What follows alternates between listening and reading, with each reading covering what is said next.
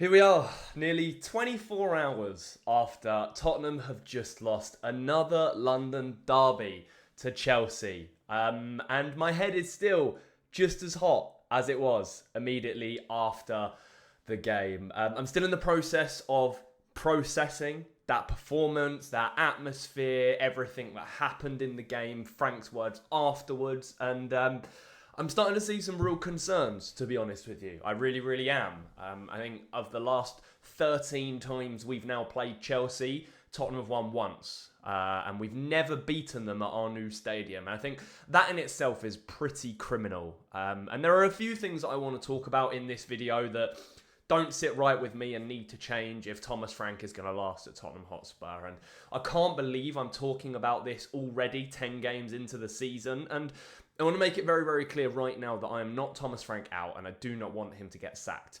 But I don't think he will last if he continues to set Tottenham up and play football in the way we do. And now I want to put it on record that I know we have injuries. I know he's playing with one hand tied behind his back at the moment. I know we're missing Maddison, Solanke, Kulusevski, a number of other players. But the way we set up and the way we played against Chelsea was absolutely unacceptable. Unacceptable. Absolutely disgusting. One of the worst performances I've ever watched from Tottenham in my life. And I'm 27 years old, so I've seen a lot of bad performances. And that is right towards the top of the list. 0.05 XG created at home against one of your biggest rivals. 0 big chances created. More yellow cards than shots. More substitutions than shots. Absolutely unforgivable. And to be honest with you, and I don't like being toxic about it, I'm glad the players and the manager got booed at full time. Because I cannot believe that Thomas Frank had the audacity to sit there all week and say, we need a fantastic atmosphere. We need the fans to really, really get behind us. And then we went out and put that performance in. Unforgivable. I cannot lie in it. I cannot understand it. I cannot process it. I don't know if Chelsea have just some sort of curse on us, but once again, as soon as I looked at the starting lineup, I thought, we're not going to win this game. Because, once again, it was too safe. It was not brave enough. We invited pressure from Chelsea, and they took full advantage. Full advantage. One of the things that Chelsea have struggled with under Enzo Maresca is playing against a back five, so I don't understand why we didn't do that. Another thing I really, really don't understand is having Xavi Simons on the bench to start the game. And I know he came on after 6 minutes, but that's not my point. He's just starting to grow into his Spurs shirt. He needs opportunities and minutes to really impose himself on the Premier League. 'Cause he looks low on confidence. He looks like he's struggling to adapt a little bit. The only way he's going to overcome that is with minutes. And I know, for the life of me, I know that there is a good player, a great player, in fact, in there. We are just not utilising him. And it's not even his fault. Yes, okay, some of the passes and the touches are a little bit loose and they do need to sharpen up. Otherwise, we're going to keep getting punished and people are going to keep getting a bit frustrated with him. But it's so difficult for a number 10 to be able to have an impact on the game when he won't be given the ball in the areas that he likes it. It just is really frustrating because we have 2 midfielders behind him who will not progress the ball forwards into dangerous areas. The only time that we started to do it was when Romero came back on the pitch. And I get we're easing them back in, him and Udogie, and I just don't like it because if they're fit enough to be on the bench, they're fit enough to play against one of our biggest rivals, I would have started them. Game plan, there is no game plan under Thomas Frank. It is contain and don't concede many goals. And yeah, we conceded 1 goal and it was our own doing. And maybe it would have been a 0-0 draw had Spence and Van der Ven and Simons not been stupid with the ball at the back of a pitch. But we were never going to score. We could have played another 3 lots of 90 minutes and I don't think we would have scored a goal. Reliance on set pieces. Reliance on long throw-ins. Reliance on Mohamed Kudus trying to pick something special out of his locker every single week. We are not going to get far from doing that. It's an open and shut case. There is nothing more to it. And I'm sick of seeing it every week still when it clearly doesn't work. There's so much for Thomas Frank to improve on, but he's just not listening or he's not understanding. You know, it's the most toothless display in the final third that I've ever seen from Tottenham. And he said after the game, yeah, it's one of the worst attacking performances I've ever seen. Dude, it is your job to get teams attacking football. It's not acceptable to have no big chances created against one of your biggest rivals at home. We've won one game at home since the start of the season, and it was that first game of the season against Burnley. I'm not including other competitions, by the way. I don't care about the Champions League and the Carabao Cup right now. But that's where we're at. That is simply where we're at. And it's unforgivable. I've said that word so many times in this video already, but I'll keep saying it because the message just has to sink in with some people.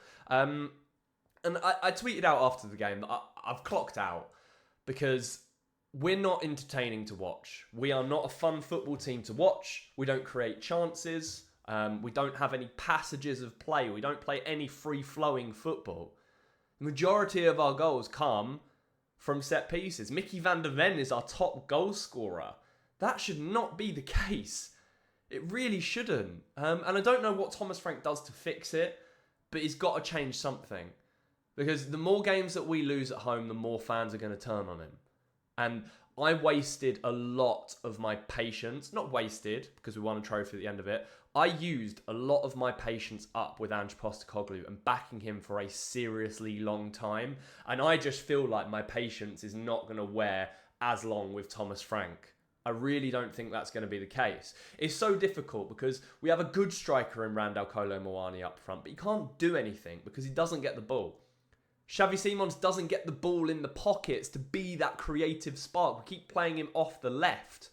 And when he's paired with Jed Spence on the left-hand side, that's never going to work because Jed Spence doesn't offer anything going forward.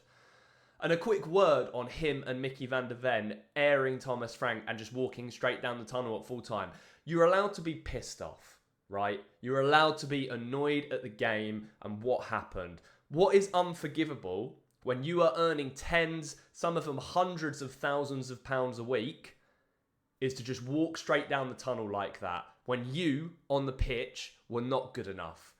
Those fans inside that stadium paid probably a minimum £70 for a ticket for that Chelsea game. One of the highest ticket prices in Europe to watch that dross, to watch that dribble. I've got a ticket to the Copenhagen game on Tuesday and I don't want to go because I know I'm going to be bored. And we might win the game and we might be favourites to win the game, but it's not going to be an exciting watch.